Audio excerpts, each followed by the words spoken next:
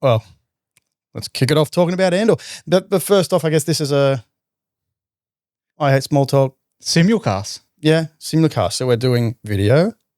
Hey. And we're going to do audio. I'll do a podcast and mine will be all chopped up and I'll take out all the silliness. And then Paul will do his video. So where will you find the podcast version? I hate small talk. On Spotify. Oh, on any podcasting platform. It does go across to all of them. Well, there you go.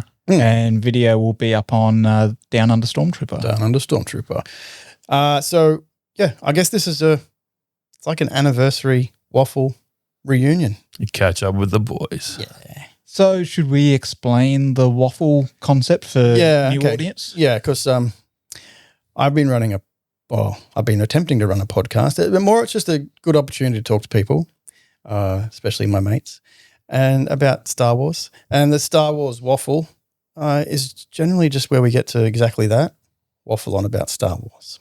With a loose agenda. With a very loose agenda. Yeah. Sometimes we know what we're going to talk about. Other times we set up the cameras and we do it for the first time and have no idea what we're going to do. It's just straight off the cuff. I guess today's the first of first, isn't it? These boys did more notes than I did.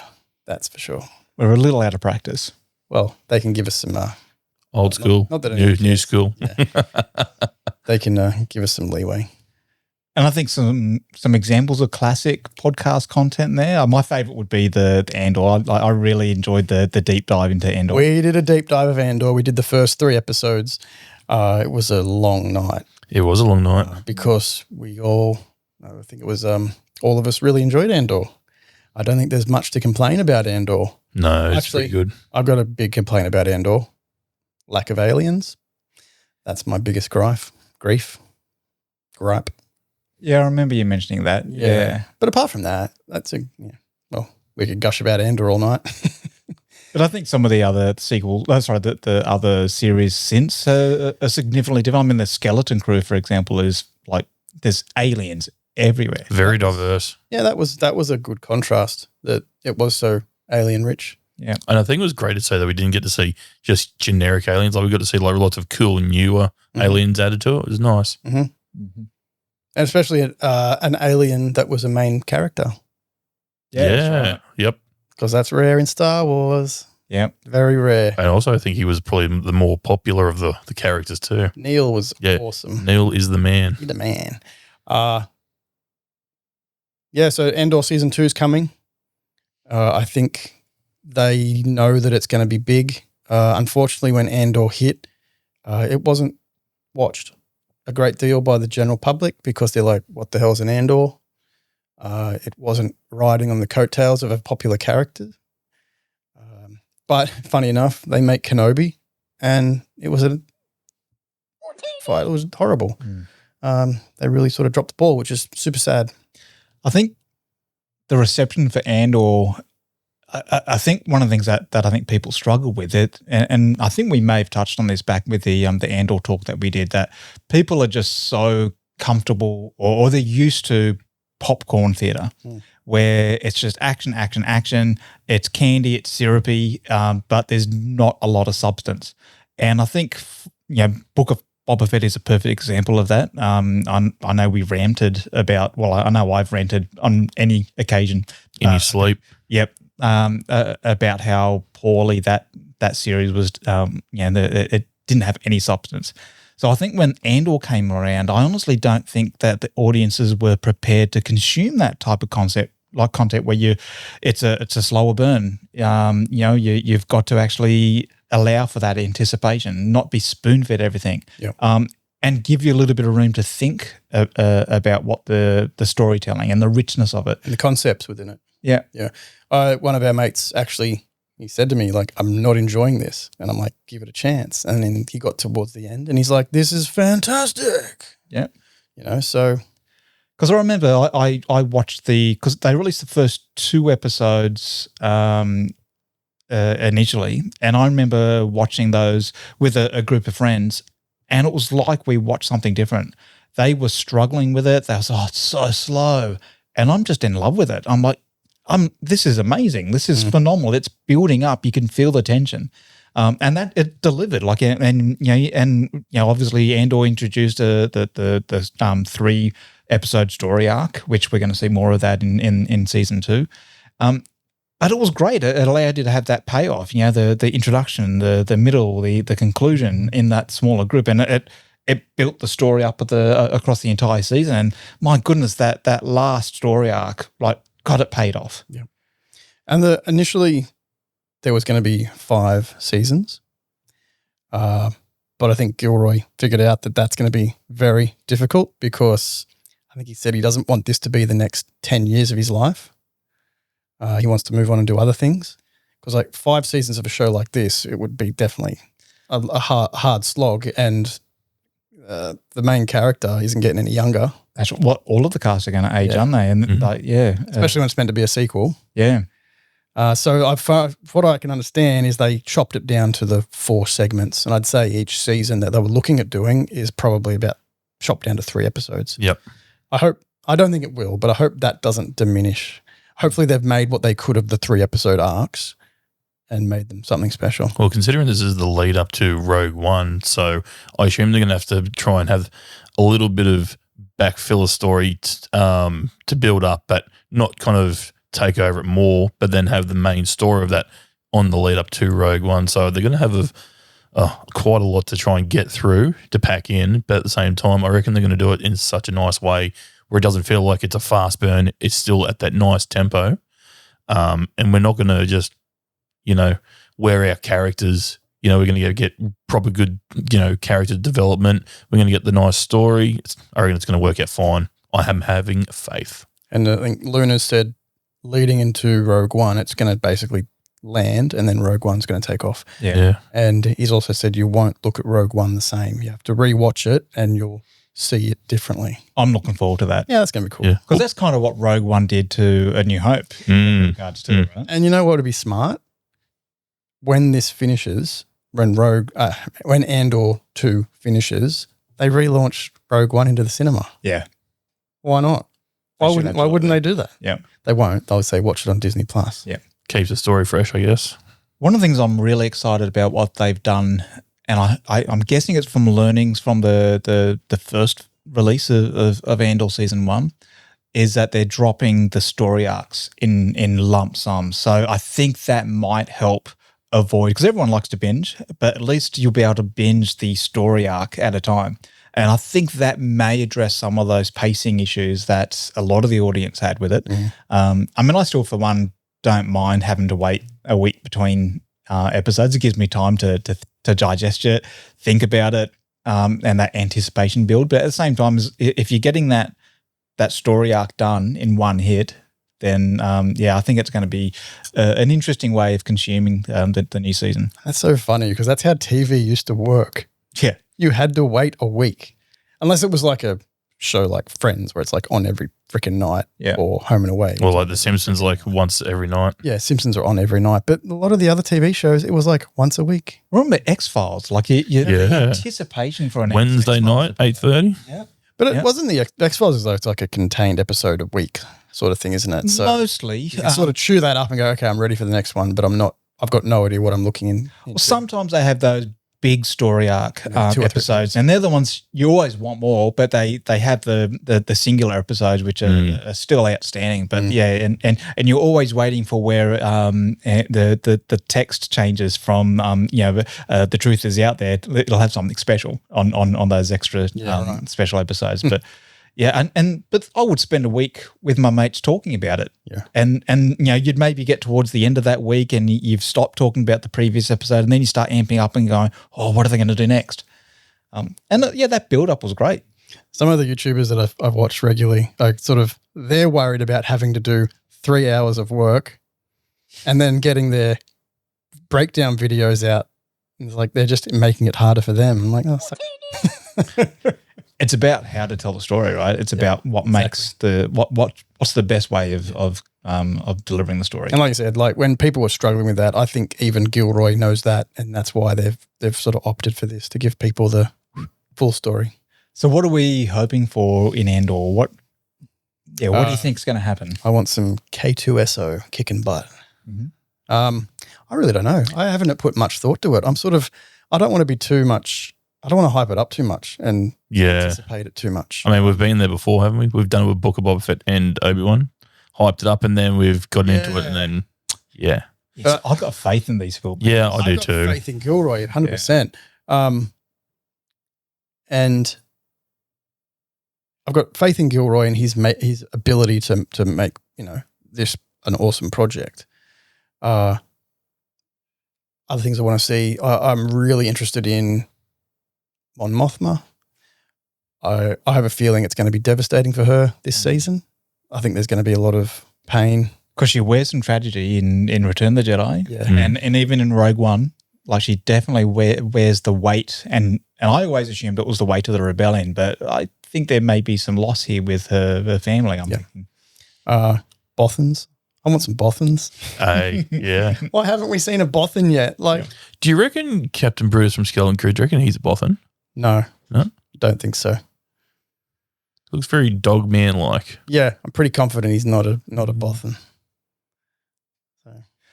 And one of the things I think we need to remember too, in Rogue One, like we don't actually have a rebel alliance. And even in Rogue One, they were so scattered and fighting amongst themselves that they couldn't organize an attack.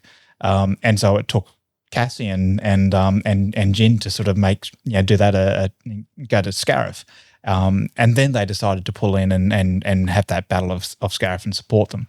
But it took that initiative, the gung-ho initiative to sort of go there and realise they've got to go forward and get these plans. Don't discount Radis, man. Radis was already on the way. He was there. Yeah. He didn't even know Rogue One were going. Yeah. Radis was taken off. But the rest of them, so it was still very much a scattered rebellion, right? Yep. So, and we saw that at the beginning of Andor season 1. It was even before that, right? Like there was just people working underground to try and disrupt cells. Cells. That's right. Yeah. And I think we're going to see more and more, like maybe those individual cells are going to get larger, have greater supporters themselves, to the point where, we'll lead into Andor season 2 and, it's on the cusp of that alliance. Mm-hmm. Totally. Yeah, no, it's going to be an exciting bit of television. It's going to be Star Wars at a high point again. Yeah. After the... And I find it's going to be a good quality too, like even just the quality of it's going to be amazing. Yeah. It's just, the way they shoot it, it's so different to every other TV series, movie that we've seen. I feel it's more darker, more it just draws you in. They do it so well. And they've done so much like scouting for locations. Like that, it's like a Formula One showroom or some sort of like engineering. Maserati or something? Yeah, it's a large vehicle facility. Yep. And like the way that they turned it into something else. And then there's a subway where they totally changed that into some sort of military outpost. Yep. And I think that's exciting because it's places you can actually go to and visit and say, oh, this is where they did it. They consider the color palette as a tool for telling the story as well. And that's something that you don't see a lot of in like The Mandalorian or the Acolyte or whatever. So they're telling the story in so many different ways, and a lot of it's subliminal, but it all works really well. Mm-hmm. Just funny you say that. Whenever you see like a scene on Coruscant, it's very bright, but then you see scenes from like say Eldani, very dark. Like it's very like nature sort of dark. Like there's not enough natural sun. There's lots of overcast weather. It's just I see what you understand what you're trying to say. And desaturated, right? That's 100%. And I think that's where the conclusion of that story arc on Aldani, where they had the meteor storm and how colourful and bright that was. Yeah, that's phenomenal. So that was a massive contrast to that. But the funny thing about Andor, I think my favourite characters in that show isn't Andor. Like, I mean, he's great. He's fascinating. He's interesting. Great story arc. I'm looking forward to it. But Luthen Rael and Mon Mothma. Mm-hmm. In fact, Mon Mothma's story is heartbreaking. You can feel the all of the pressure that she's under, and all of the stresses, and while still trying to fund a rebellion, and and how cautious she has to be throughout all of that. And then Luthen, how he's an underground agent. I love those two characters. There's something it's definitely brought something new to Mon Mothma, who's a character who's been a fan favorite, but they've really brought the substance with telling her backstory. And Luthen is just a brand new style of character that we haven't really seen before. And it goes to show, I think Luthen is kind of the opposition to the ISB in many regards. The ISB obviously doing it through Imperial rule and its sanctioned work, but yeah, he's kind of playing the same type of game from the rebel side. Yeah, so I think it's my favorite. Also having a quality actor playing him. Yeah. Skarsgård is phenomenal. And Genevieve Riley is also phenomenal. It's so impressive that she played Mon Mothma, I think in a deleted scene. I don't think she was in the prequels at all, was she? It was like a deleted scene and then they brought her back to play the character. I'm pretty sure it was just the deleted scene. I don't think we got to see any Mon Mothma in the prequels. Yeah, I can't quite remember, but yeah, sure. Even if she wasn't actually, it wasn't big. It wasn't big at all. Mind you, speaking about Luthen, still one of the best Black Series faces of the sculpts you'll see. Mind you, he is sort of like the older version of 007 because like he portrays like this, extreme vintage goods store salesman and owner. And you see all the really cool stuff he's got in there. Like he's got Gungan shields. He's got all sorts of manner of stuff, knickknacks from around the galaxy. In an instant, walks in the back room, rips off the wig, throws on another garb, and then he's just like, I'm fully into it now. Let's go, let's just go, does it. But even the scene when he's trying to escape and he's under the being about to be captured by the Imperials and his countermeasures he uses on the ship, I thought that was a cool scene. Man, I forgot about that. No, that was a cool scene. I do remember that now. You had all the chaff and the flares and stuff. That's sick. And then the lasers out the side, like the beams. Right. He flips around. He's like, "Yeah, I've got this." And he turns around and just cuts the TIE fighter straight in half. Yeah. Unreal. I got to rewatch it now. And then you got all the politics that are at play even within the ISB. That was fascinating. How ruthless and terrifying would it be to work for them? Yep. Well, the Empire is just a power vacuum within itself. One head gets cut down, another one rises. They're all fighting with each other for this, little claw at power. I think the lack of Vader is awesome. Yes. They don't need Vader. Even Stormtroopers, man. Like, we didn't see no Stormtroopers in that first season. Oh, yeah, we did. Yeah. Dude, you need to rewatch. Yeah, there's a lot. Really? The Stormtroopers. Oh, no, they were clone troopers at the start. There is clone troopers in it at one point, but there is Stormtroopers, and a lot of the time they're doing nothing until they do something. Mm. And they're not the pop culture joke that people have come to yes. know. They actually shoot to kill. But Yep. Like, Absolutely. being a 501st Stormtrooper, I kind of feel a bit redeemed after that one. Hey. Nice. And then we there got you go, Paul. Ben Mendo. Yep. Mendelssohn's back. Yeah. Awesome Krennic. Awesome Krennic. De-aged. Yeah, is he de-aged? He would have to be, surely. How long is it? 2016 was Rogue One. So yeah. Bit of Vaseline on the lens. It's almost 10 years ago. 10 years ago, I looked much different. So Couple of facelifts. It'd have to be some special makeup. Yeah, or maybe some de-aging. Maybe they've got him drinking water instead of whiskey. Good lighting. Good lighting. The other interesting thing that Tony Gilroy said was that we'll never see anything like Andor ever again. Did you read that? No, I didn't read that. Yeah. So I don't know if he just means like how grand the whole production has been or if he means that everything else will be ever again. So have they used any of the volume for this? Apparently not. I don't know. Yeah, I don't think so. I don't think they did with season 1, did they? No. There was I think they're making a point with that. I think there was a little documentary. It's like one of those like 5-minute documentaries, like an ad more or less. I think they show that they couldn't get like I think it was a timing thing. They couldn't get to the volume because of other scheduling, but they managed to make the whole show on set, like just on location sets. I think that played to their advantage. 100% it did. 100%. The volume was getting thin. Yeah. So they sort of got to the end of Mando. Oh, well, I assume it is limited to a certain extent, but they have done some good work with them. I'll give them that. Yeah, it's an impressive piece of equipment, especially when you're watching it do what they're doing. So it all links up with the camera. So wherever the camera's pointing, the screens that it can see change. That is impressive as hell.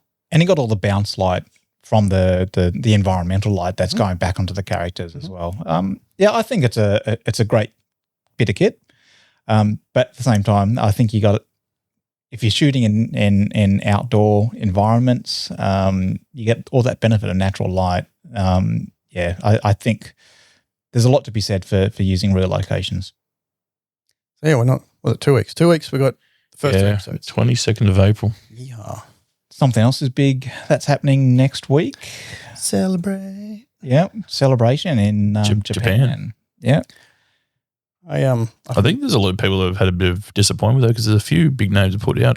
Oscar Isaac's put out. Yeah. I don't know if that's because of he's filming something else. I don't know if it's Moon Knight related with the new Doctor Doom movie. I guess it is a Doctor Doom movie, Doomsday with the Avengers. Yep. Could be related to that. Could be related to something else. Who knows?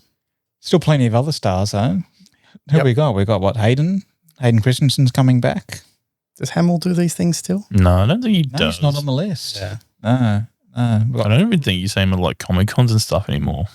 Yeah, I think he's too opinionated and they probably just leave him aside.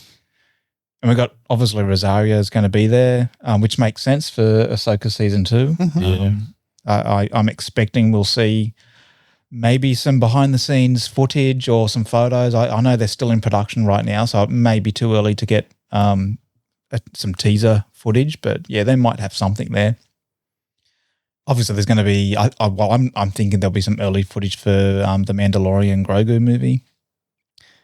That's was it 2026? Yeah, May 22nd. What's everything comes out on the 22nd. But anyway, yeah, May 22nd, 2026. Mando and Grogu. Yeah, so they might have something there for at least for a teaser snippet. I've never been like fascinated with going to Celebration. It's always been something where I'm just like, I really love Star Wars, but I just don't think I need to love it that much. Probably because there's just so many people. Yeah. And it's just like, there's so many people here. I think I'd rather go and it's like just a small crowd. I feel if you go and you're not in some form of a costume, I feel just, but man, people must spend tens of thousands just to go, just to be there in any, shape or form.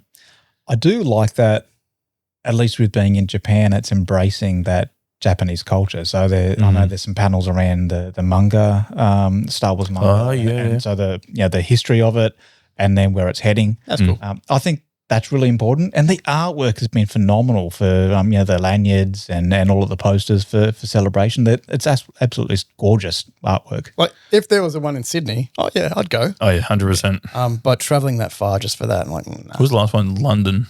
I don't know. Yeah, it was London and then Japan. It's been in Japan before, right? No, the last one was last one after was Anaheim. No, but at some point it has been in Japan before. I'm sure it's been in Japan before. Has it? I don't think it has. I don't know. I'll look it up later. I'll add it in the podcast. I go, yeah, it was in Japan. Make sure you film it. Well, I guess, yeah, that is exciting because we get to see some behind the scenes stuff. We get to see announcements. Yeah. Or we get to see nothing. Who knows? Ahsoka 2 is exciting. Yeah, I'm keen for that. Yeah. Yeah, same. I think I liked it more than you liked. You liked it more than me. Yeah. There is a very cool edit. It is a cool edit. That cuts out a lot of it, turns it into more of a 2.5 hour movie. Okay. So it basically annihilates the first couple episodes, and the Shin and Balin already have the map. So there's all that's gone. Rory McCann. Yeah, well, yeah. Rory's going to be replacing the late Ray Stevens. Yeah. Anyway, so yeah, it's a great edit.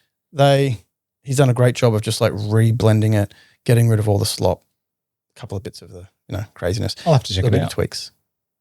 Scenes don't feel as long, but they make more sense. Yeah, it's really cool.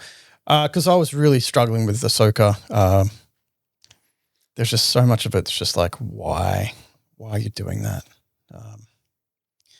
Especially the whole map and the witches and the dream and all that kind of stuff. Like the map thing fascinated me because like she was going after this map. She cut a hole in the ground directly to where it was. And then the droids that also wanted the map then self-detonated. Yep. Because they didn't have the map, and it would have destroyed the map. It's a bit odd. It's just odd storytelling. But Ahsoka is heading towards a arc of the Clone Wars, which is the Mortis arc. Yeah. Yep. And those 3 episodes are freaking cool because it's so out of field for the regular storytelling of Star Wars. I feel like it's getting into some real, like the world between worlds. Yep. I know a lot of people don't like it because it's like essentially time travel, and Ahsoka is basically alive because of time travel. Like Ezra pulled her back through. Yeah. I suppose people don't like what they don't understand too, but Yeah, I agree with that. Like, but I think it's also like, time travel. You know, it's sort of like this magical thing that, well, if we don't like it, we can go back and change it. There needs to be some rules and consequences, I think, with Star Wars when they do this sort of thing. I think we've spoken about this a couple of times. Yeah, we have. And I think we talked about how it could essentially rewrite the sequels. And you know, there's like a splitting point where Ahsoka lives and Ahsoka dies. And there's the Ahsoka Lives trilogy and there's the Ahsoka Dies trilogy. Yep. And they are talking about, there's a character called Abeloth, which is like a really demon character. I don't know a great deal about it. I need to read more into that. But they're talking about the mother and the father. They're talking about possibly Anakin being the father. He's like Ahsoka the daughter, and I think Baylan Skoll wants to try and intercept that power. somehow. Yeah. But they're talking about, it's been rumored that Natalie Portman would return. Ooh, okay. For one of the roles, possibly the mother or Abeloth. That could be interesting.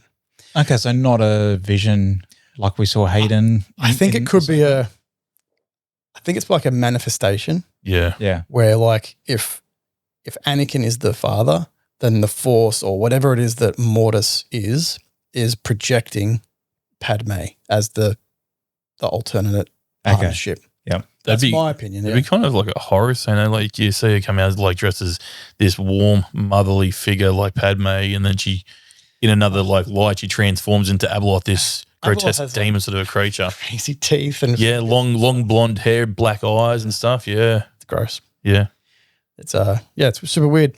But I'm hoping that they've learnt something from the first season of Ahsoka and it really evolves into really cool storytelling. Yeah. Because, I mean, I think they were on an inevitable trajectory. They had to get to Thrawn, obviously, and get to Ezra. Mm-hmm. So now they don't have, and that, obviously that was the whole core reason of Bringing Thrawn the season. Yeah, bringing Thrawn.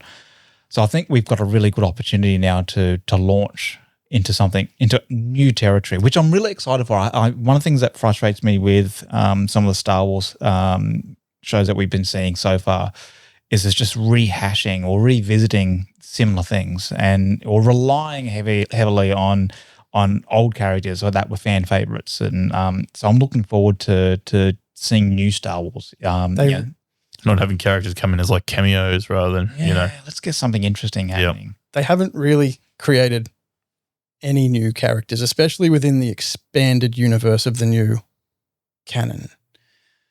Because in the old EU, you had Kyle Katarn, you had all the old Rogue Squadron characters, the Mara Jade, the likes of Mara Jade. Even IG-88. Yeah, well, I think it was 10 of them.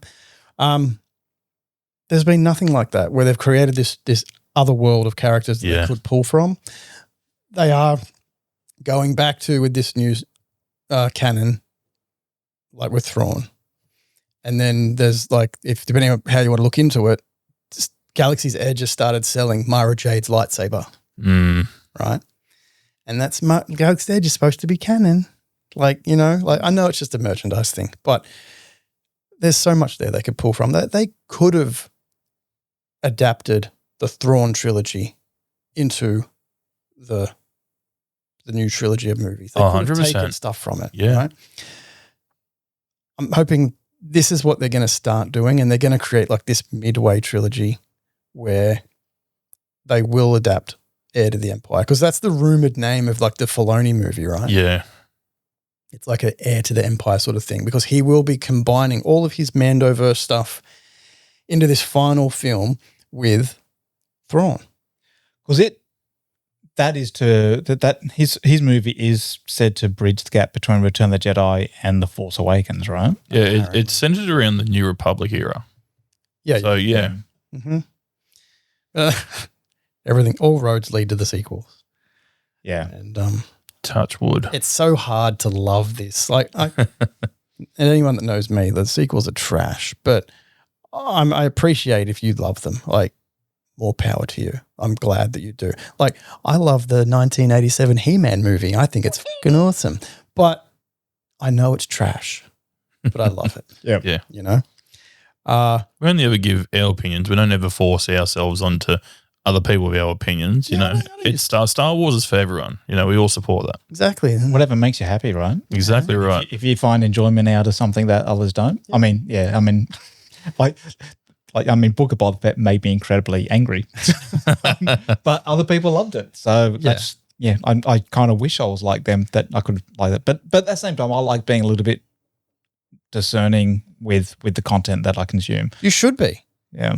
That's the other thing. You should be critical of these things, because that's how hopefully the filmmakers make them better when they hear that, okay, that didn't resonate with people the way we wanted it to. Yeah. But Hollywood has this thing about modern audience, and they're trying to cater to those, you know, whatever that is. And they think that's where it needs to go. It's funny because Galaxy's Edge just reintroduced Luke Skywalker for a limited time as a character in the park. Yeah, right. And their ticket sales apparently have gone through the roof. What if they had Han Solo and Chewie? What if they had, I don't know, maybe they do have 3PO and R2, but pardon me. If they weren't afraid to have original cast members in the parks, because initially Galaxy's Edge was meant to be Tatooine, right? And then it turned to Batuu. Yeah, Batu, yeah. But it's because, for whatever reason, the powers over there, they said, no, we need to focus it on the sequels, because that's what we're doing now. The new era of Star Wars. Yeah. And they're slowly realizing that that's not the case.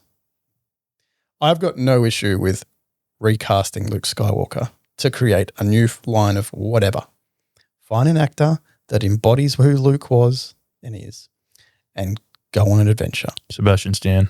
I would love to see Sebastian Stan. I think we all would. Right? But even if a younger actor, I don't care. Yeah. Find a young actor that can just bring that life and the joy that Luke had going on an adventure. Yeah. And That would be great. send him off looking for Jedi temples, interacting with like the subculture. Nobody knows he's a Jedi, Yeah. and he's just doing his little Jedi thing. I find there's not much difference between Luke in A New Hope to Empire Strikes Back, but then you get this massive change from him from Empire Strikes Back to Return of the Jedi. He goes from happy-go-lucky boy to I'm having the best friggin' time of my life in the rebellion, fighting people, flying ships and doing all sorts of stuff. Now he's like, Mr. I'm Jedi Master, I'm serious. You know, there's the happy-go-lucky boy has been taken out of him, if that makes sense. I think he's feeling the weight and pressure 100%. of things by then. Yeah. Easy. I've got an opinion on Luke Skywalker that won't be popular. As long as it doesn't involve my really bad impression of him. No, he's a Jedi, like a security guard is a cop. I'm like a rent-a-cop. Yeah, no, not a rent-a-cop, but he doesn't have the Credentials. He's got it by name. I don't feel like he's done the work that what a Jedi, like what, if we want to class a Jedi as somebody who is an apprentice, comes through their training, Labourer. does all the work. He's a brush hand. Yeah, like you could say, oh, he's the bestest ever, which is a horrible thing to say about someone. And maybe you could say, yeah, well, he's so good that he just can be a Jedi. That's cool. That's what they do with some of the Jedis now. Jedis, that's not a word. Yeah, I just feel like What is the plural word for a Jedi? Jedi. Jedi. Just Jedi. Yeah, it's like Lego. Oh, yeah. Anyone that says Legos, you're wrong. Yeah. Sheep. Yep. Yeah. Yeah. So we've got a lot of potential content, like even just in films coming up. Yeah. So we got Simon Kingbird's trilogy, which is supposedly 10, 11, 12, and it's not clear if it's a Skywalker saga or not. I hope it's not. I don't want Simon Kingbird doing it. Yeah. He's hit and miss. Yeah, he is. Like, was it Dark Phoenix? I think. well, He did yeah, X-Men. I mean, same like he did Days of Future Past, which is phenomenal. Yep. And yeah, you're right, Dark Phoenix. And then he did The Martian. Great. Great film. Fantastic Four 2015. I haven't seen it because it didn't resonate with me, just the trailer. Was that Kinberg? Did he have something to do with Yeah, he was involved. the writer, maybe? And then Sherlock Holmes, the Downey Jr. ones, that he was involved with those. So yeah, and apparently it's still progressing. I think the last update for that was February 2025 from Kathleen Kennedy. So yeah, apparently the scripts are due June this year. Yep. So I don't know. So that's one thing that I'm not sure if I'm excited by or not. It's a mixed track record. And there's supposed to be a movie by James Mangold. Mangold? Mangold, yeah. Mangold, yeah. He was supposed to do a Birth of the Force or something. Yeah, right. Yeah, the way it's been sold or what I've read up on it, I kind of don't agree that the Force does ever get birthed. Yeah. It surrounds us. It's Binds us always together. there, right? Yeah. Okay, well, how about you recontextualize that? It's how the Jedi discovered the Force, or how the first person just sort of said, I'm so lazy. Yeah. Just like going, TV remote. and then all of a sudden it flies to their hand. Yeah. Yeah, the beer comes out of the fridge. Yeah. Sorted. Oh, man, wouldn't that be a good trick? So, yeah, if it's about the early discipline of how to rein in the Force, and obviously you've always got to have that polarizing effect. There's got to be the dark side and the light side, I think, with that. Although we're seeing some middle ground in more, the grey sort of Jedi and things like that moving like now, but it's potentially interesting. Yeah, I don't know. I'm. It's kind of piquing my interest, but yeah, they're selling it as the 10 Commandments of the dawning of the Force. I did read that. Yeah. Yeah. Maybe I don't know. Let's wait and see. And then the new Rey movie is still supposedly apparently in some form of a development. Is that something Obed Chinoy? Yes. Yeah. And I'm not opposed to that. Like, if they can write it well, because Daisy Ridley is a brilliant actress. Yeah. And there's only so much you can do with what you've got, right? So I would love to see her range explored a lot more if they get the character right. So I mean, yeah, I'm not opposed to Rey. Just make it good. Yep. Mando and Grogu,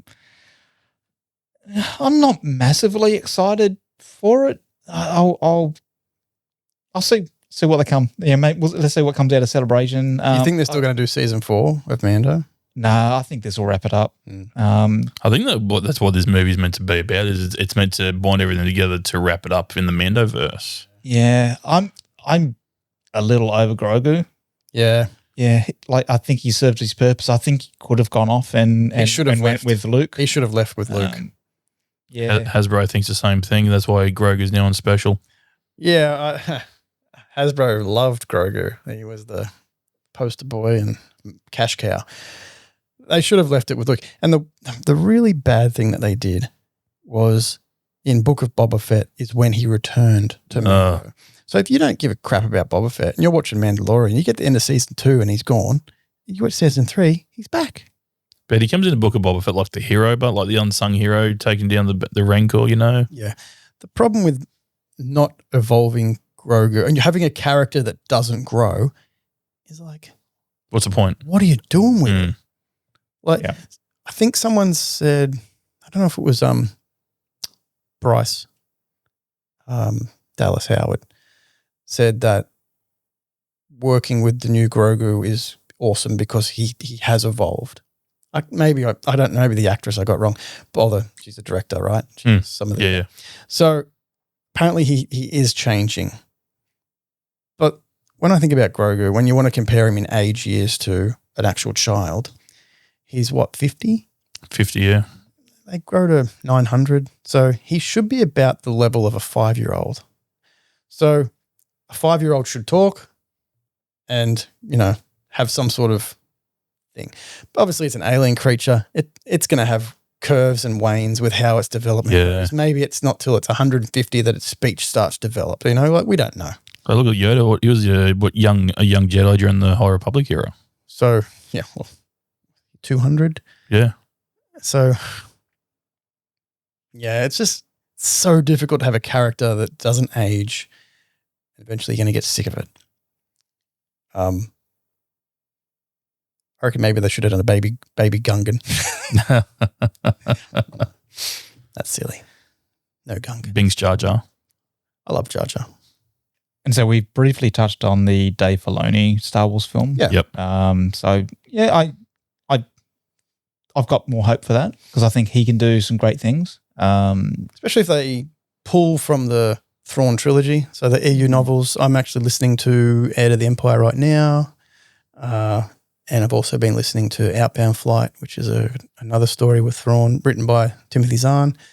It's criminal that they don't get the EU writers to come and isn't it what? Get involved.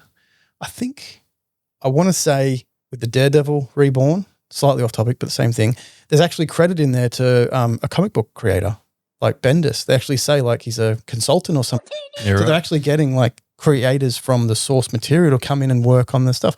Makes sense. Like, it really why not does. get Zahn to come in? No one knows Thrawn better than Zahn. Yeah. His motivations or anything like that. Yeah. And he probably hasn't been I might be misremembering, but I'm sure he said nobody's asked me.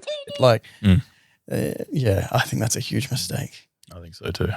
The one Star Wars show that, again, may never see the light of day, Disney and Kathleen Kennedy seem to be really good at announcing things super early when they've done it the whole time. Pre-fetus stage. And then they cancel it.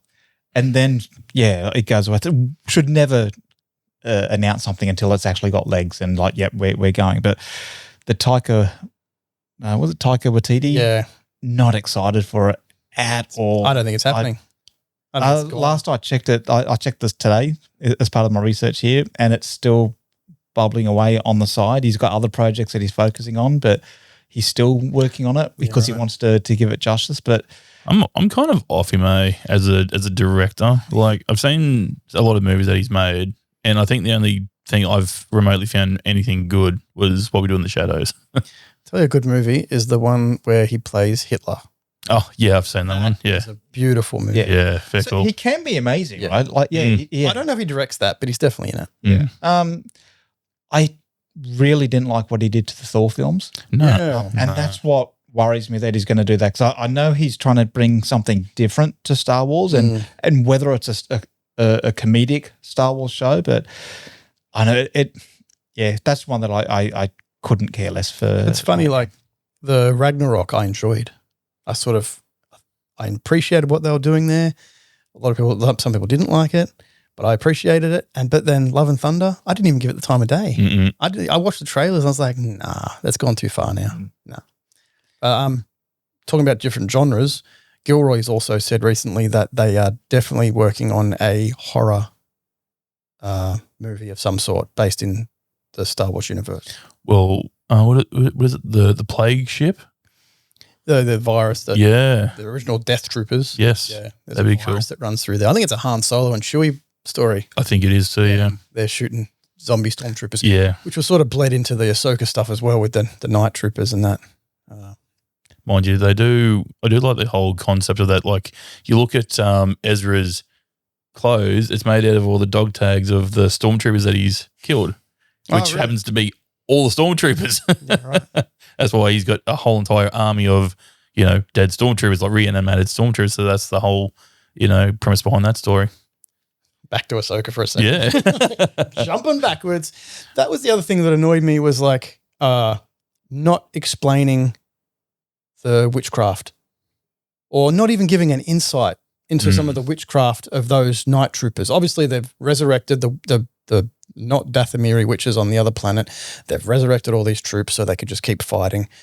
But they sort of, they're zombie-like. And then all of a sudden they're just like back to being troopers and like marching up the steps and stuff. It was one of the, not the Acolytes, but the Inquisitor character, Marek. Sort of like. When he died, he just become dust? Well, who made him? Yeah. Like. Well, I'm assuming it's got to be the Dathomiri magic because it had that green. Definitely. But he behaved differently to the Stormtroopers. Yeah. And the woman that I can't remember the name of, the one. Morgan Elsbeth. Yeah. Elsbeth, she didn't have magic. It was like stripped from her slightly, right? She wasn't like practicing. It was almost like she's switched off like Obi-Wan with the Force because she's had to escape her Dathomirian witch life. But there was no indication that she created him either. Mm-mm. But didn't she get the power in Later on. They knighted her with the wand or whatever. Yeah. All of a sudden she's like mega witch, or Super Saiyan witch. But I just, that sort of, anyway, sorry, on a tangent back, I'm getting my brain just all over the place, but that sort of thing annoyed me with the storytelling. It's like, why just insert this character? You know, there was a rumor that it was Starkiller. I thought that would be pretty wicked, but you know, that's a reach. Yeah. But it was just nobody. And I know sometimes you need to have a character that is nobody. So what? But it's so fascinating. There's something fascinating about that, and people gravitate towards it. And it was nothing. Because I know it can ruin it when it goes too far, like Boba Fett. He was fascinating because he was nobody. Yeah. And now he's like millions of people because he's the basis for the clones. But, well, Fett wasn't, but you know what I mean. But in the real world, Fett was nobody and then he became somebody. But it's the fascination that these people had that made the Boba Fett so sorted after. Yeah. Because nobody knew anything about him. Comparing that to someone like Marek, though, where it's the same sort of thing they could put going for, but he ultimately died, chopped in half, turned to dust. Yeah. Game over. Well, he was inspired by an Arthurian legend of a knight by the name of Sir Marek. Oh, where they brought it from? Yeah, it was portrayed by Paul Darnell. Yeah. But that's not in the show. Yeah. You know, so that's disappointing to me. Like, there's probably a lot of people don't care. They're just like, shut up. Like, that's fine. Yeah. We care. We want to know. But that's what I feel like a lot of the community would love to know more about that and how it, but it's just rushed. And that's probably where, I don't know. Was he cut out of the Patterson cut? No, he was still in it. Still in it, yeah. Yeah, no, he was still in it. Yeah. That was probably he was originally shown as Ahsoka's, opposite, rival.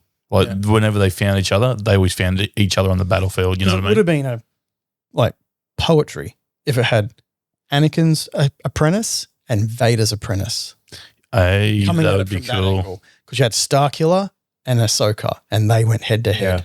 Yeah. And they're on a level that they can't defeat each other because they're just, Yeah. But I always find they make Starkiller so ridiculously overpowered with his force powers. But that's because of the game. It's a video origins, game. Right? Yeah, I suppose. When you're a video game character, you are overpowered. Yeah, of course. Yeah. And that's why I'm a little bit conflicted. Like I think Sam Witwer as an actor is phenomenal, and I would love to see him get a lead in a live action TV series. I would love to see him have a foot in the creative process of Star Wars. Have you ever watched him talk about Star Wars? Yeah, he is into it, man. He's awesome to listen to. But part of me wonders, do I want it that bad because of how much I enjoyed that game? I don't know if the Starkiller character, you definitely couldn't portray it as powerful as it was in Modify the game. it. But take the character, give Sam something to work with. Sam would work out a way to bring it down to Earth, so to speak, and just have this secret apprentice of Vader. Because Sam's smart enough to understand how far he should push it because he knows who the key characters need to be. Is Sam Witwer too old to play that role now? Probably. Yeah. But if it's a one bit. Oh, no, I think he's aged pretty well. He's a good looking chap. Yeah, but there's a lot of physicality with that too. Yeah. So could he do? But if he has the mask on. Yeah. Could be anyone. Could be anyone. Doesn't matter. I mean, geez, look, they brought back Ray Parks, for Solo, and didn't he look old? Yeah, but that's because he was meant to be old. But for the likes of Starkiller. You have a mask on. He has a helmet on. He could be disfigured. Disfigure him. Yeah. Like, we know it's him. Man, I would love to see him. Surely Ahsoka's fought Marek before. Who knows? Yeah. Maybe in a book. They're never right. I'm sick of we're playing these little bit parts. Little Give voices. The man a solid role. Yep. He's got the gravitas. He could do it. And maybe it's coming. We got to wait. Who knows? Yeah. What were we talking about before I went back onto Ahsoka? Well, I've only got one more upcoming movie that's potentially in the works. That's one by Sean Levy. Oh, yeah. Yep. Did Free Guy. Yeah. Is this the... It's set 7 years after the Rise of Skywalker. And this is the one Yeah. Ryan Reynolds is getting... Is it Ryan Yes. Yeah. Ryan Gosling. Ryan Gosling, yeah. Gosling, yeah. I like Ryan Which Gosling. could be great, right? So, yeah, maybe based on that team up, the Free Guy thing doesn't do much for him. But Sean Levy's also involved in Stranger Things. I probably should have done a little bit more research and found out what he did. A lot of directing and I think co-creation. Okay. I have a feeling with the Duffer Brothers. So the Duffer Brothers and I think Levi sort of on the... Ryan Gosling could probably play a good role because he played a great role in the new Blade Runner too. So That's a good movie. he's had a good run at it.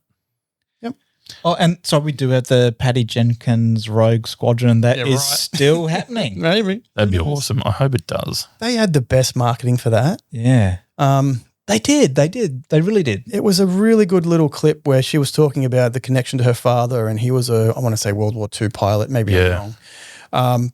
And she had the flight suit on, a OT flight suit, mind you. Yep. And I got a feeling she was walking towards an OT X-Wing. Yeah. It wasn't one of the new ones. I don't quite remember. I don't remember. Yeah. But Was it X-88? I don't know. Nerd. But, yeah. Nerd. It was a Z95 headhunter. But the point I was making is that they were setting it up to be an OT Rogue Squadron. But I got a feeling it was going to be a bait and switch where it wasn't going to be OT. It was going to be sequel stuff, which would have been disappointing.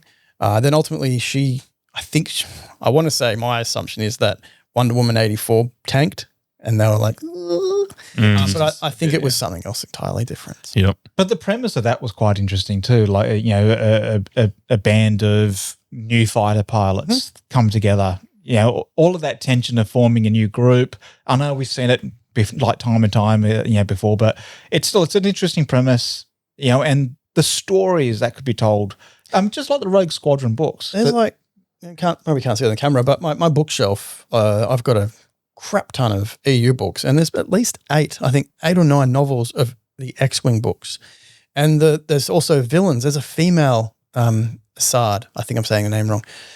And she's like this amazing Imperial admiral that just kicks ass. And it's a woman. Like, it's a great character. People say, the ladies get treated like crap. It's like, well, they refer to the books. There's awesome female characters they can go and use. Always is. Always has been.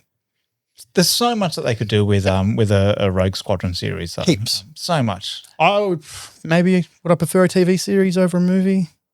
Maybe a movie that evolves into a TV series. Yeah, I think for me, it lands better as a TV series. I find the TV series is they're not taken as seriously. Beg to differ. Andor, buddy. Oh, yeah. Well, no. Well, Andor wasn't taken seriously to start with. No, it wasn't. No. So, well, I think Gilroy certainly and team took it very seriously. I totally did. Yeah. And it's funny because the season 2, it's getting broadcasted as critically acclaimed. So the critics, they knew that the critics liked it, but not enough people watched it. So I also think that's potentially a bit of backlash, or they're trying to remind people. We've had so many hit and miss TV shows that when Andor season 2 comes out, they've got to remind people, hey, remember, this is the one that you really liked. Like maybe you didn't initially, but after it was all out, you went, oh crap, that was amazing. Yeah. So to me, that was a bit of saving face and going, just reminding people this is the quality Star Wars content. Well, it's back again. I think it was an interesting time in space as well, because me and Brenton have had this conversation before, because I used to, forever talk about how good was their content. Yeah. if it wasn't recorded, it didn't happen. What was it? What do you call it?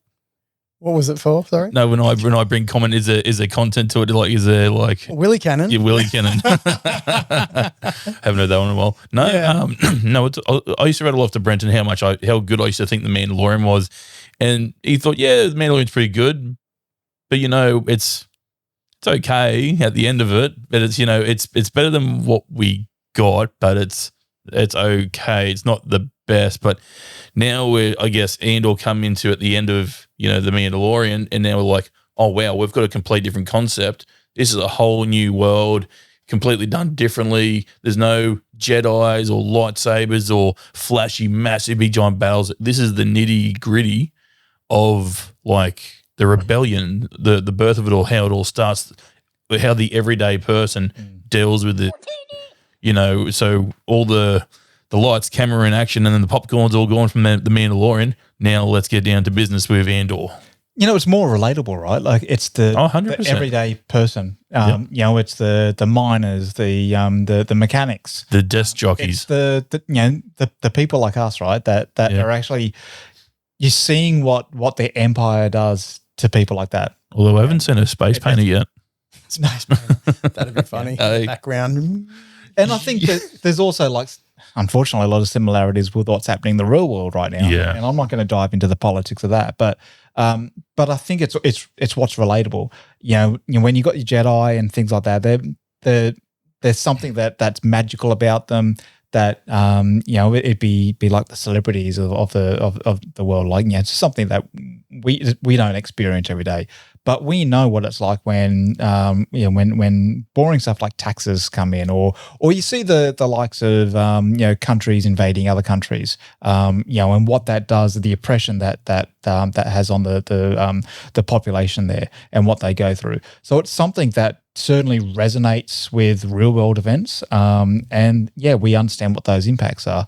That's why I think Andor works so well. Well, even like the money side of it, like you see at the end, the big heist and how they break down the money basically is for the garrison and all these other people that are all involved with the protection with the Empire as well for that sector.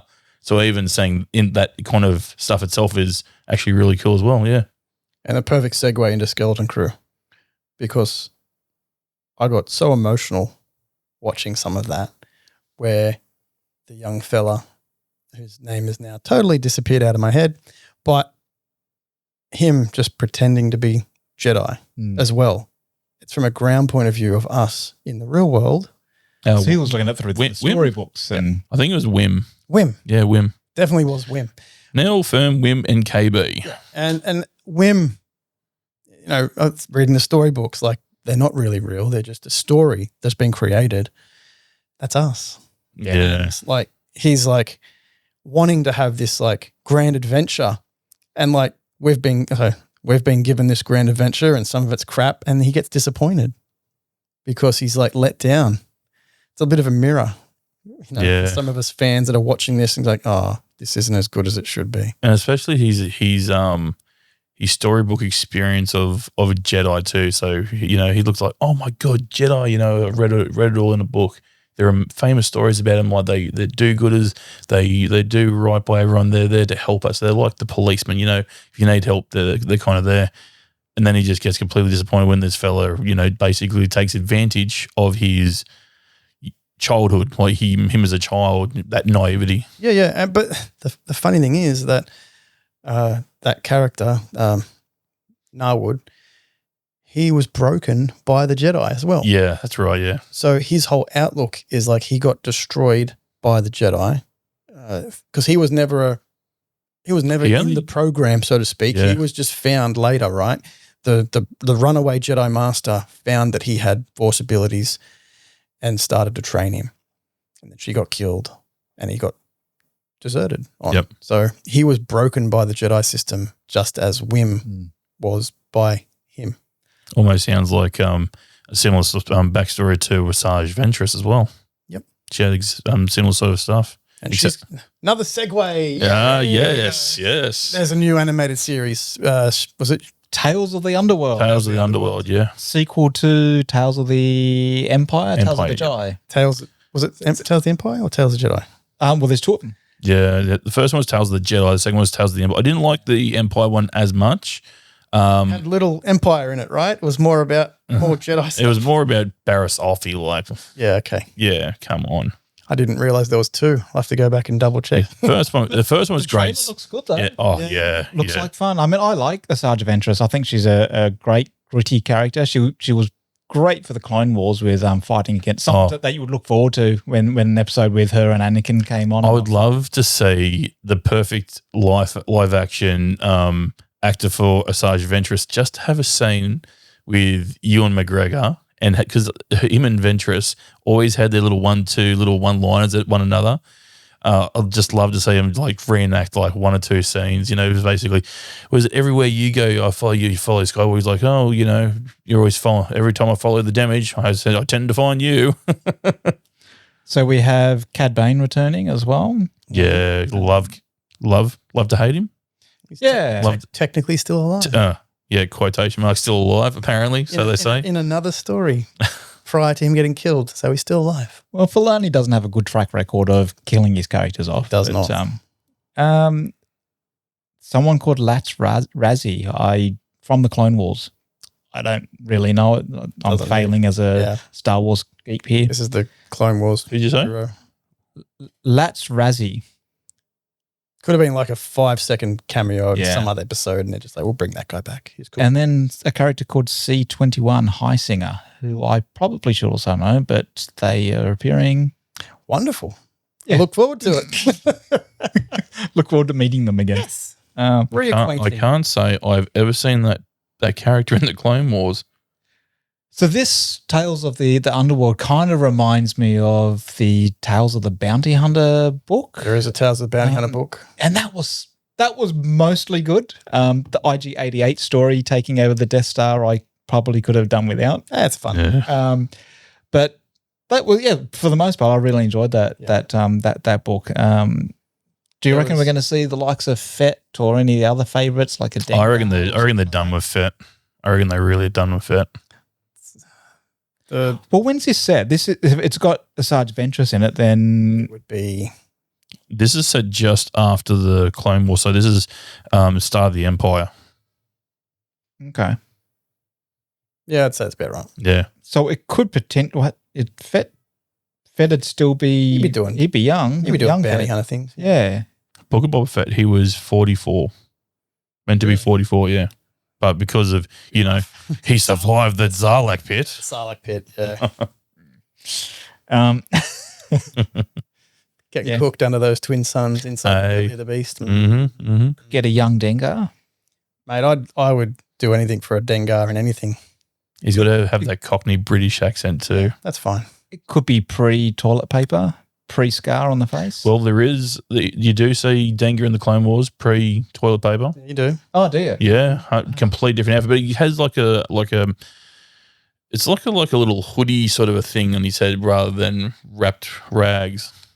Because I think the old canon, he was in a race against Solo, and that's how he got disfigured. Yeah. Yeah. And then in the stupid sequels, apparently they turn him into like a mega cyborg thing. Yeah. He just kept trying to make improvements on himself so he could become some really over-the-top killer, but then you look at him, you're like, oh, wow. He was a background character that did nothing anyway. Was he even? It's a shame. I don't know. He must have been in the last movie. I don't know. Was he in it at all? It was like a deleted scene. Oh, no, it was Return of the Jedi. Return of the Jedi, he was in a deleted scene. He was in the throne room. No, they in the sequels. Yeah, he's in Return of the Jedi. Yeah, I knew he was in the sequels, yeah. Is it Force Awakens maybe in Maz Kanata's castle or something? I don't know. I actually think it's on Jakku. I actually think you see him on Jakku. No. I don't remember. I actually remember him more from the book that came out. The one where they point to obvious things. Mm-hmm. Yep. And so that's where his eyes are. Yeah. This is how he sees. This is optical. Old Stormtrooper armor. If you look down past his wrist, there's fingers. Yeah, it's crap like that. Yeah. That's First aid kit. That's all Pablo Moronego, whatever his name is. Hidalgo? Yeah. He does all those books. Top work. Yeah. But hey, where do you reckon we're going to see our favorite pirate, Hondo Ohnaka?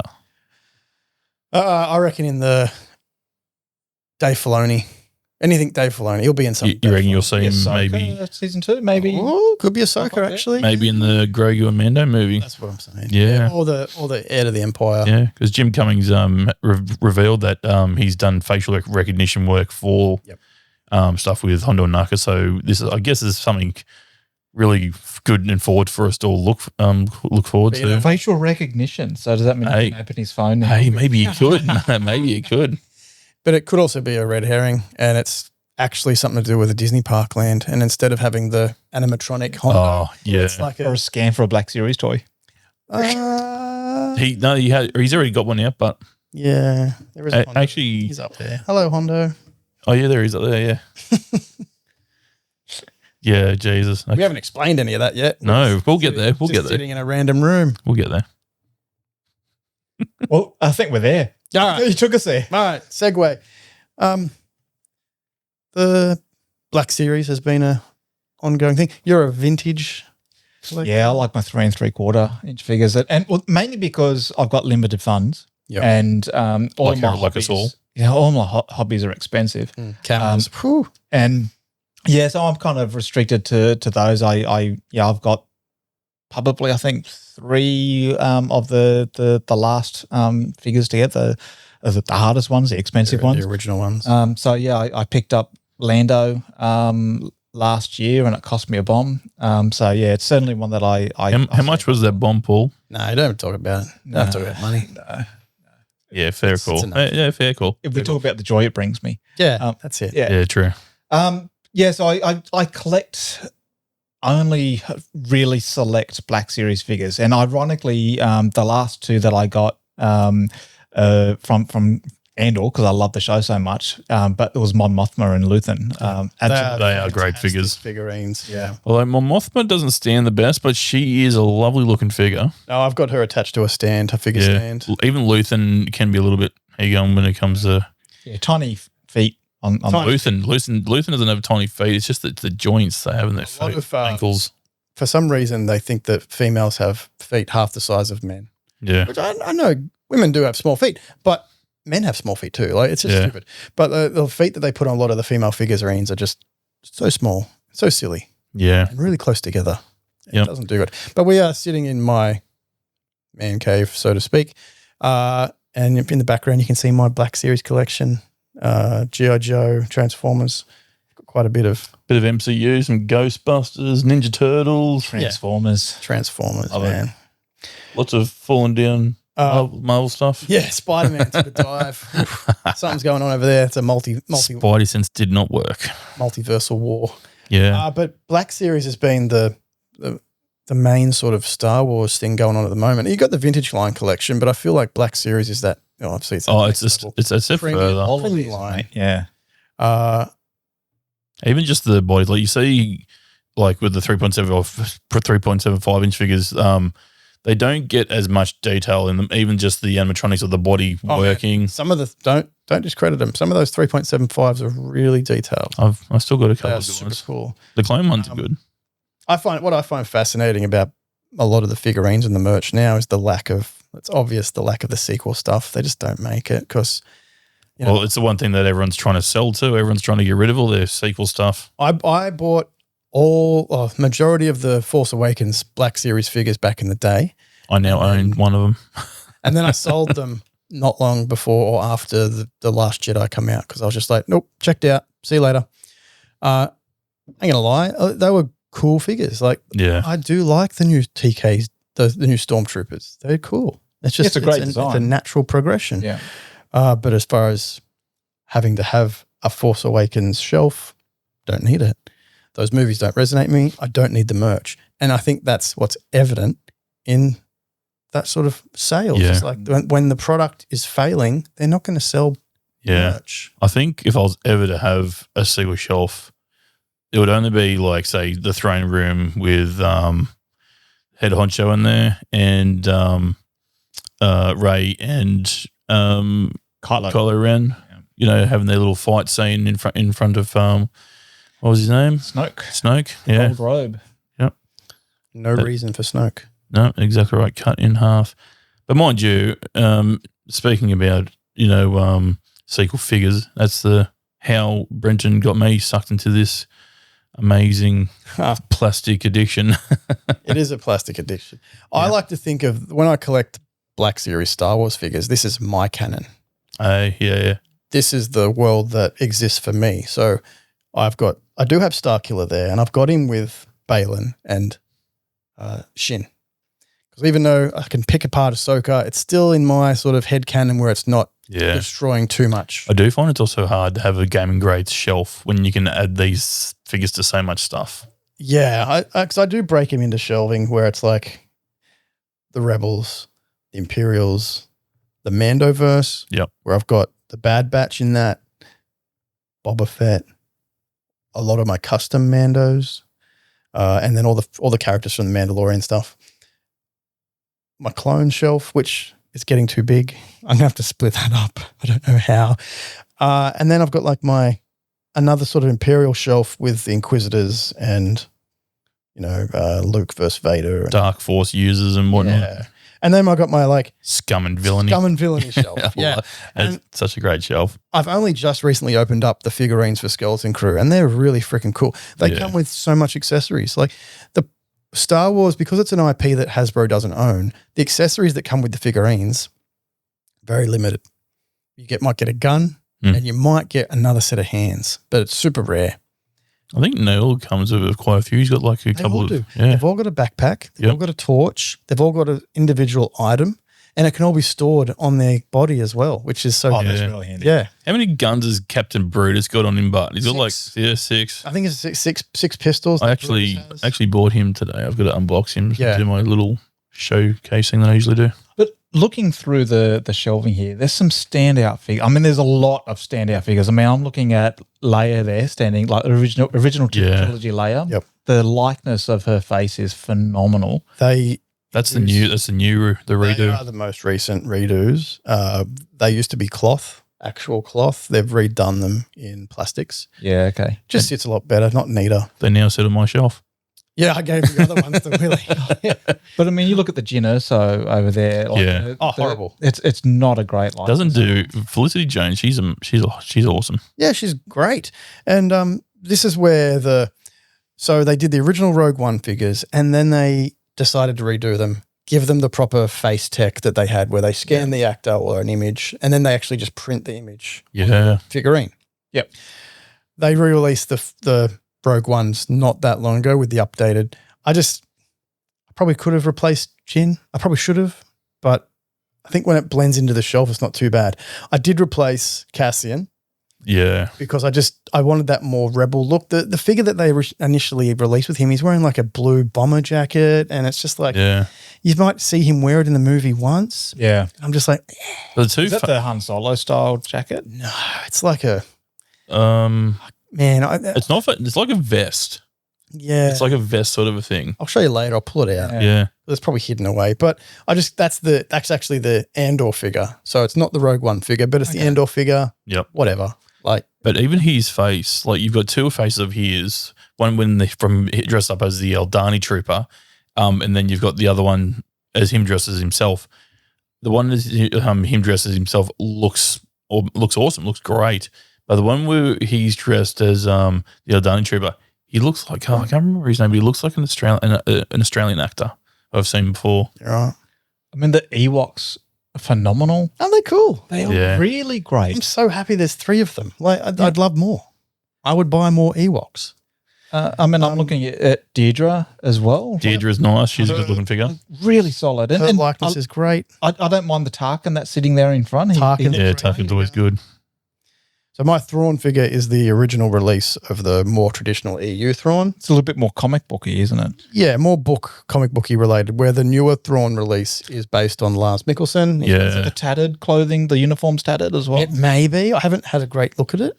Yeah, it's not tattered. He's like a little bit more tubby, but the uniform's not so much smooth. It's almost like it's thatched. Well, yeah, because it's ancient, like as far as he's been wearing the same uniform for how long. But Lars Mikkelsen's face, they've done an amazing likeness for his face with Thrawn, especially his eyes. Like I've taken a couple of really nice photos in my glass display of him, and you look at it, you're like, wow, that's just him. And I was watching the Ahsoka cut the other day, and then he just comes in, Thrawn.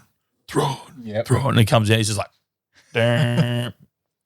Well, it's good to see you all again. And it's just amazing. Balin's skull is solid. I've got my gripes with Balen Skull and Shin Hati. So Shin should be a little bit shorter. Yeah, she's too tall. They're too much similar to the same height. But now they've made the re-release of both figures, but all they come is with a cloak. But they're dubbed as Mercenary Shin Hati and Mercenary Balen Skull. That's a Hasbro marketing thing. They knew they were going to make that figure again, right?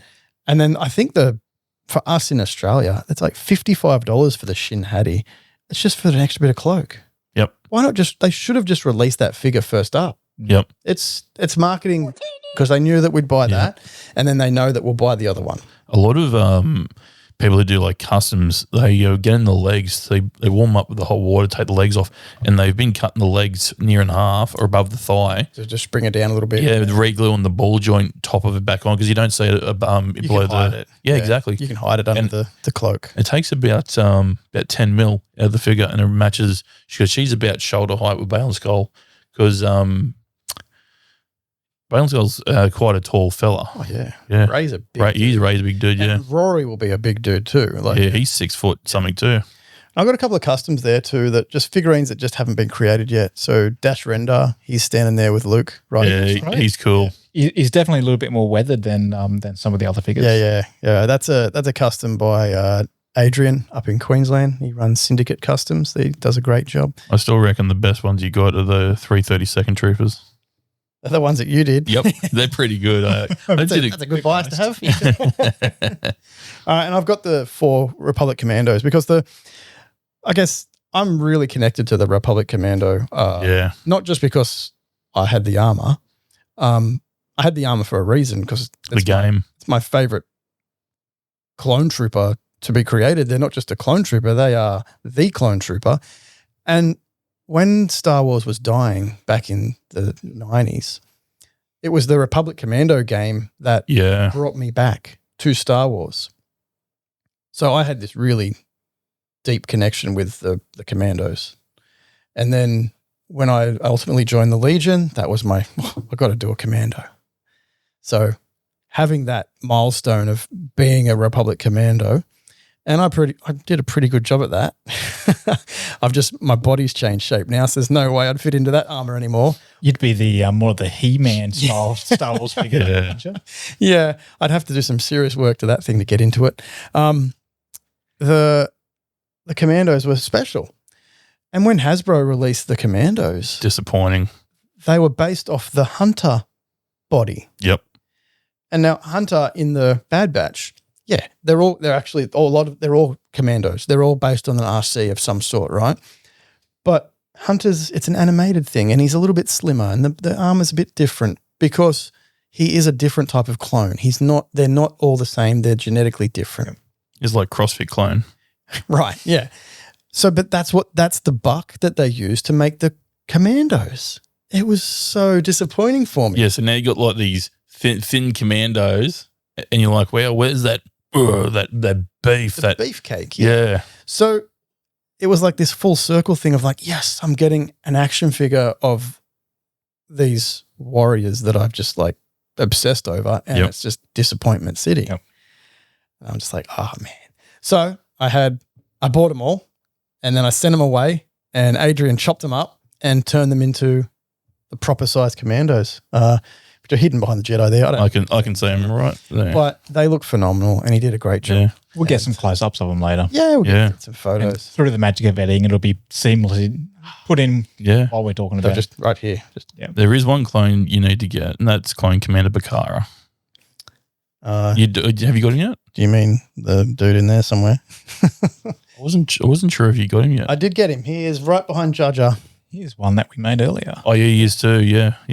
He was also one of the recent purchases that I made a couple of weeks ago. Yeah, I picked that up on Amazon, I think. I actually picked it up the afternoon that you and me were talking about during the day. Yeah. He's really cool. He's got a bit of cloth, I think, on him. It's nice to see cloth on any of the figures, as long as it's not overdone. Yeah. But the Leia figure with cloth, it was horrible. Just so she's wearing a giant sheet, you know. Asajj Ventress looks phenomenal. She's a great figure. She's cloth too. Right, yeah. Yep. No, I love I love being able to, the whole idea of just embodying them and having them all standing together is just like, it's my love for the universe. Yep. Contained in a glass cabinet. Kiana Mundi last year was voted as the number one figure face sculpt wise. Well, he's got a lot of face to sculpt. Yeah, bloody knows. Big head. Whenever Stella walks into me spare room and looks at me glass display, she always calls him Mr. Peanut Head. Yeah, well, that makes sense. What about the Wookiees? Yep. The Wookiees. Your mum. You walk the Wookiees. I think the last vehicle I got is the droid Stap. That's a really cool sort of a vehicle too. Very, very big.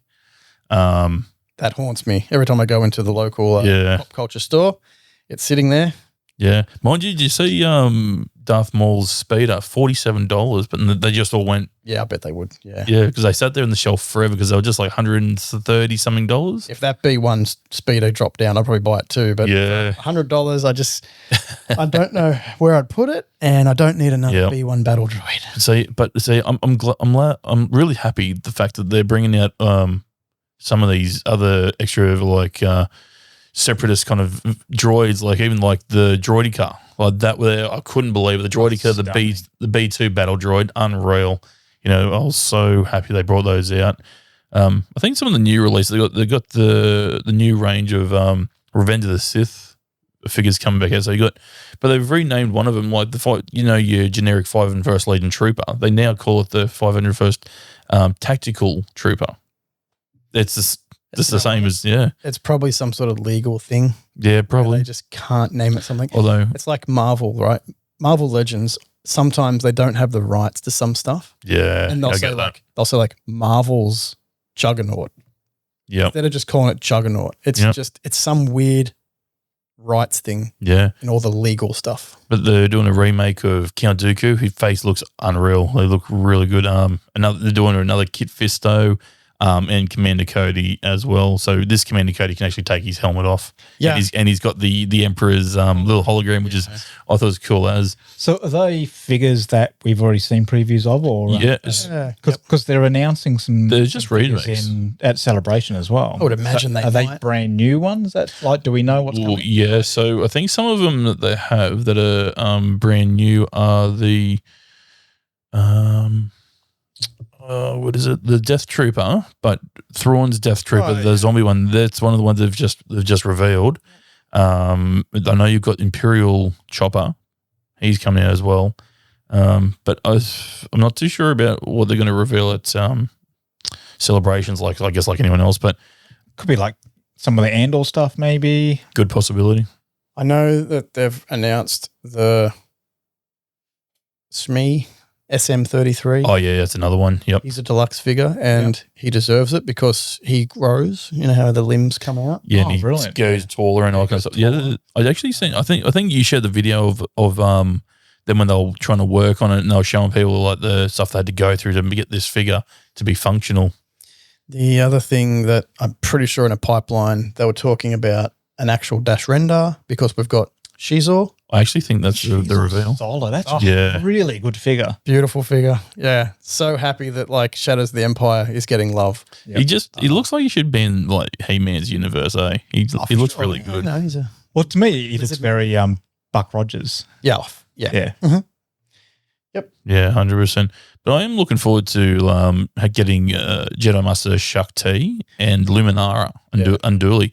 They're some of the better figures that I'm looking forward to coming out. So even though I've already got Count Dooku, 501st Legion Trooper, Kit Fisto and Commander Cody, having Shakti and Luminara would be quite nice. But I suppose if you're into your Mandoverse, the Moff Gideon in his Mandalorian armor, he's also going to be coming out too.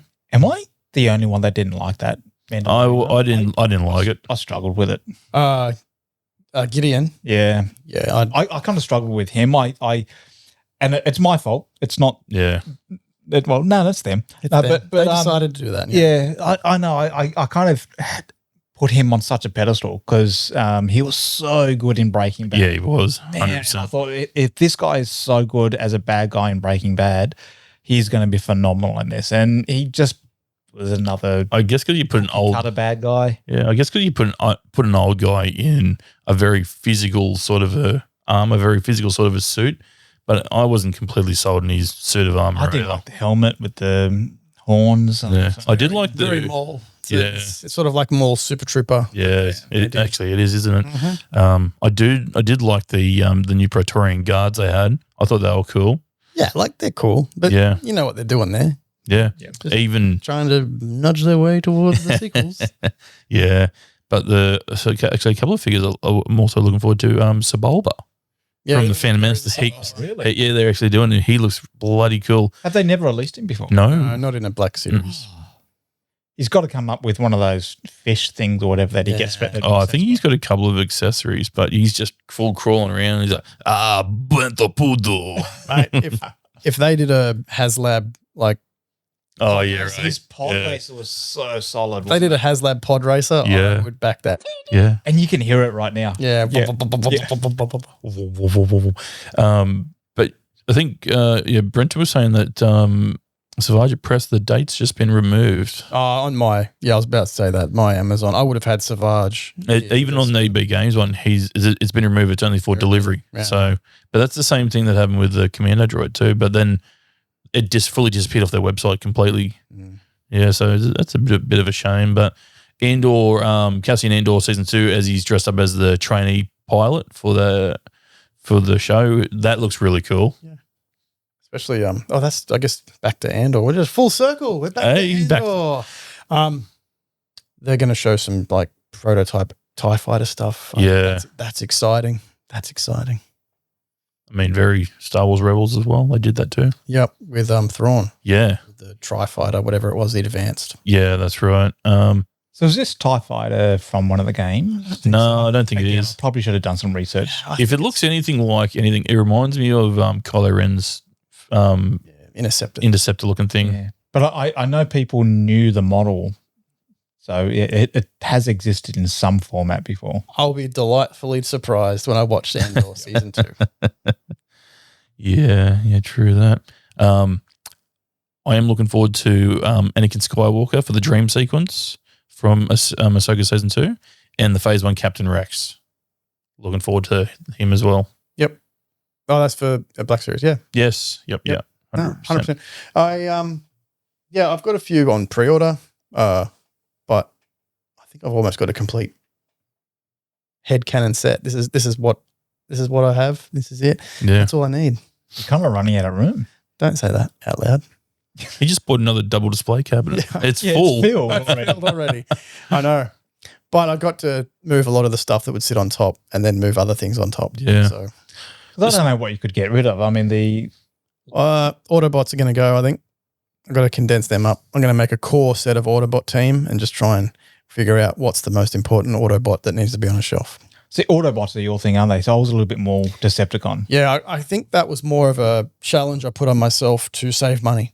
Okay, fair. So He-Man got away with it. I ended up having both He-Man and the Evil Warriors.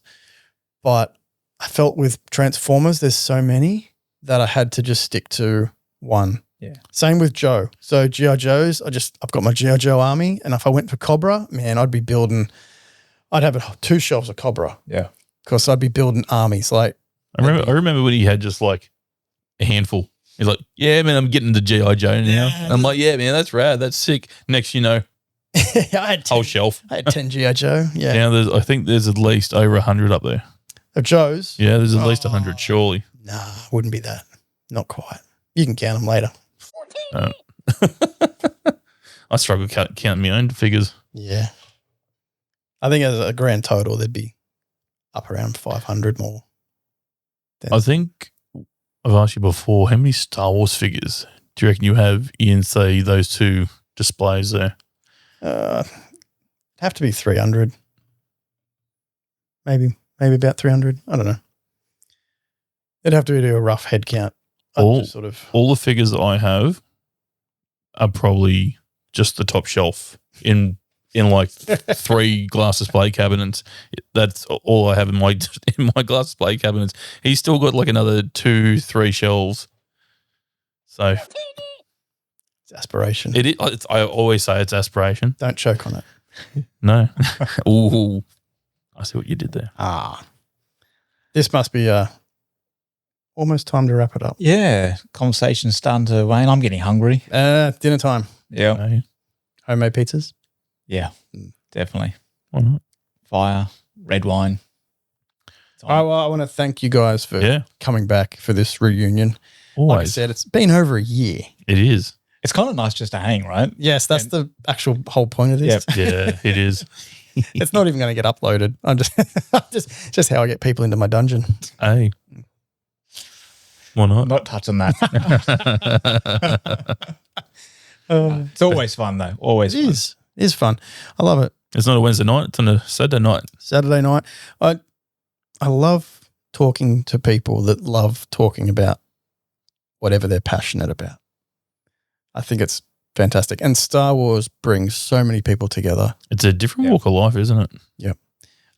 Unfortunately, it also divides Mm. a lot of people.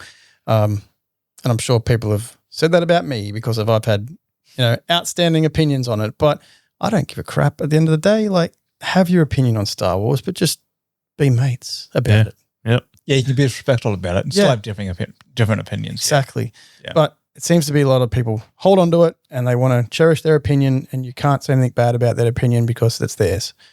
Just take your opinion, swallow it, Yep. talk about it. But we're hoping to try and make it more of a regular thing like we used to. I would love that. I would love that too. I reckon we're going to fanboy over Andor. I think Andor is going to be a Yeah. big thing. Could be the catalyst tip for us to getting back together and Yeah. doing a bit more regularly. Yeah. Well, we've got a couple of 2 hectic weeks. Like you got a short week and a nice long weekend. I don't think it's going to be able to, well, I guess we could watch the 3 episodes, come back, but it's just about timing. Yeah, that's Timing it. and when we can get everybody together. Yeah. Yeah, that's right. And hopefully in the future we can get like some more guests and we can chat about heaps of stuff. The more 4 people might be a struggle, Yeah. but I'm sure we'll figure it out. If we record it for video, of course, maybe Yeah. we won't always do that because 4 people might be a logistical nightmare. Yeah. Yeah. Unless we have a whole studio set up where we have a bench and multiple. Hey. We could do a panel setup. Yes. Yeah. That'd be cool. 2 of these desks, everyone on the other side. Yep. That'd be sick. Close-ups, Yeah. the works. So where can people follow you, Will? You can find me on TikTok under Echo Bischoff. You can find me on Instagram as Echo Bischoff as well. Nice. You can follow me as Sovereign41. You get to see all this, but usually it's just photos on my desk. But you'll see also my Ghostbuster adventures on there, which Paul and I are about to kick off into a big season of Ghostbustering. Mm-hmm. We've got a few events coming up. Might be nice to do a dedicated episode on that. Yeah. We did do a Ghostbusters talk, but I never got around to editing it. So Yeah. might do another one again. It was good practice. Sovereign41 on Instagram. I don't TikTok. Paul? I'm pretty much just solely on. I'm on Instagram. But mainly it's YouTube. Downunder Stormtrooper, but yeah, YouTube's my thing. Yeah. So follow me for tips on how to build things and some of my adventures in 501st. Yeah. So And Ghostbustering. and Ghostbustering. Yeah. And We got our next bill, may as well plug some events. There is the Level Up on the Levee up in Maitland if you're in the 4th of Newcastle May? Hunter way. 3rd. 3rd of May. Yeah. Bit of a celebration of all things cosplay and Yeah, it's Pop sort of culture. it's Star Wars weekend as well. Yeah. Yeah, mate. so that's special. Hopefully it's a big turnout we get a few Legion people to go to that. Yeah. Then what else is coming up? We've got Ernie Hudson coming to Supernova. That's cool. Crazy. That's exciting. Yep. Uh, Katie Sakov's coming Katie down. Sack- That's Oh, why. well, That's why we're we going. should talk about that a bit more. Katie Sackhoff will be there, of course. She's a gorgeous, gorgeous person. I hope Michelle Ann goes. She's doing the other ones, right? Yeah, she's in Brisbane at the moment. Opposite, yeah.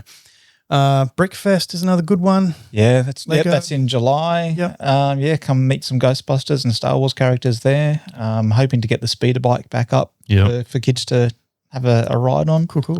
And we'll head into the main events too, because you'll have Supernova, Central Coast Comic Con, and you'll have Pop Bam. Oh, yeah, Pop Bam. Pop band, yeah. So another big one for the Lake Macquarie, Newcastle area. Pop Bam's like a week or two after Supernova, I'm pretty sure. It's all around the same sort of time. Yeah. It is. Yeah. Day after my birthday. Hey, Oh, special. Yeah, big 50 this year. 50. He doesn't look 50. damn. No, He doesn't look 50. looking closer to 60. Get out of here. Get But- out of here. And I guess we've got a special walk for MND. Yeah. Ghostbusters walk. Do you want to talk about that, Brendan? Sure. So one of our Legion initially and now Ghostbuster members recently was diagnosed with motor neuron disease. So a bunch of us in the Ghostbuster group are doing a walk to fight MMD. Although that's not the foundation. Sorry, the foundation, there is a foundation called Fight MMD, but this is Walk to Defeat, which I think is part of MMD Australia. And we'll be going for a walk and walking Spears Point. First thing, it's a 5K walk. Yep. There's a lot of people that have motor neuron that will be walking it as well. Phil will be joining us, either walking That'd be or lovely to see. Wheeling him along. in a wheelchair. Yep, we'll or get him there in some fashion. we'll have him over our shoulder. Yep. And he's going to join us as well. He's been killing it as far as donations. People have been doing a fantastic job donating money. And in fact, I'll put a link to the team. Yeah. The fundraiser on. Yeah, you can link to link to that team link, and you can donate to any of our members. Yep. Doesn't have to be myself or Paul, and it doesn't have to be a huge amount. I know it defaults to a large amount. You can go back and you can change that amount. You can put $2, and that's enough to contribute.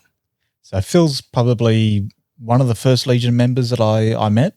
In fact, he's definitely was the first armor party that I went to in his garage. So very welcome him. Showed me the ropes early on. Probably one of the best cosplayers that I know. Like, when he puts his mind to it, spinning up a new costume. Like pretty much every Supernova, there was a new costume. Wampa. Luke Skywalker. All the Lukes. Yeah, lots of Lukes. And the attention to detail is phenomenal. I mean, he's a Rebel Legion member, for a reason. But yeah, and he's got a bit of a similarity to Luke as well, especially Return of the Jedi Luke. It's one handsome cat. That's why. Yep. He's a beautiful human being. And how those guns in the Dagobah Yoda. Yeah, the muscles. Puts the rest of us to shame. Yeah. He's a good-looking cat. Still is. Yeah. And Ghostbusters, I remember I invited him down to see the Afterlife premiere with us. And he's like, I want to put a suit on. And I'm like, well, lucky I've got a spare. It wasn't mine, but I gave one away. Yeah. And I got him into a suit. I got him into a pack. And